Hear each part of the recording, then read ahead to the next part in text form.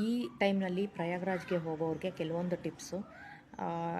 ನೀವೇನಾದರೂ already pre booking ಮಾಡ್ಕೊಂಡಿದ್ರೆ ಏನನ್ನ ಫ್ಲೈಟ್ನ, ಕ್ಯಾಬ್ನ ಅಥವಾ ಬಸ್ಸನ್ನು, ಅದು ಸ್ವಲ್ಪ ರಿಸ್ಕಿ ಅಂತ ಅನಿಸುತ್ತೆ. ಯಾಕಂದರೆ ಅಲ್ಲಿರುವಂಥ ಟ್ರಾಫಿಕ್ಕು ನಿಮಗೆ ಸಿಕ್ಕಾಪಟ್ಟೆ ಸ್ಲೋ ಮೂವಿಂಗ್ ಇರುತ್ತೆ. ಆ್ಯಂಡ್ ನೀವು ಪ್ರೀ ಬುಕ್ ಮಾಡಿದರೆ ನೀವು ಆ ಟೈಮ್ ಸ್ಲಾಟಿಗೆ ಆ ವೆಹಿಕಲ್ನ ರೀಚ್ ಆಗೋದು ಕಷ್ಟ ಆಗ್ಬೋದು. ಆ್ಯಂಡ್ ಅದು ಬಂದು ನಿಮ್ಗೆ ಅಲ್ಲಿ ಹೋಗಿ ನಿಂತ್ಕೊಂಡಾಗಲೇ ಗೊತ್ತಾಗೋದು ಎಷ್ಟು ಸ್ಲೋ ಇದೆ ಅಂತ ಹೇಳಿ ರೋಡು, ಟ್ರಾಫಿಕ್ ಇರೋದ್ರಿಂದ.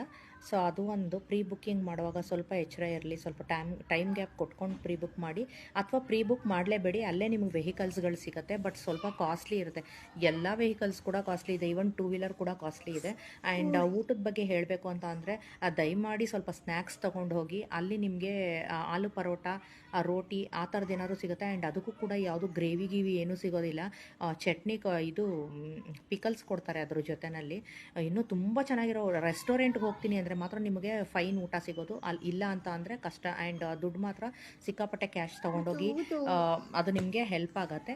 ಆ್ಯಂಡ್ ಬೆಳಗ್ಗೆ ಕುಂಭ ಸ್ನಾನ ಮಾಡೋಕ್ಕೆ ನಿಮಗೆ ಬೆಳಗ್ಗೆ ಒಂದು 9:30 10 ಗಂಟೆ ಒಳಗಡೆ ನೀವು ಸ್ನಾನ ಮಾಡಿಕೊಂಡ್ರೆ ಬೆಟರು. ಯಾಕಂದರೆ ಅದಾದಮೇಲೆ ಸಿಕ್ಕಾಪಟ್ಟೆ ಕ್ರೌಡ್ ಆಗುತ್ತೆ. ಆ್ಯಂಡ್ ಅಲ್ಲಿ ಕುಂಭಮೇಳ ಸ್ನಾನಕ್ಕೆ ಟೂ ವೀಲರ್ ಸಿಗುತ್ತೆ. ಆ ಟೂ ವೀಲರ್ ನೀವು ಹತ್ತೋವಾಗ ಲೊಕೇಶನ್ನ ಸೇವ್ ಮಾಡ್ಕೊಳ್ಳಿ. ಯಾಕಂದರೆ ಅಲ್ಲಿ ನೀವು ಡ್ರಾಪ್ ಹಾಕ್ಕೊಳ್ಳುವಾಗ ಹೆಲ್ಪ್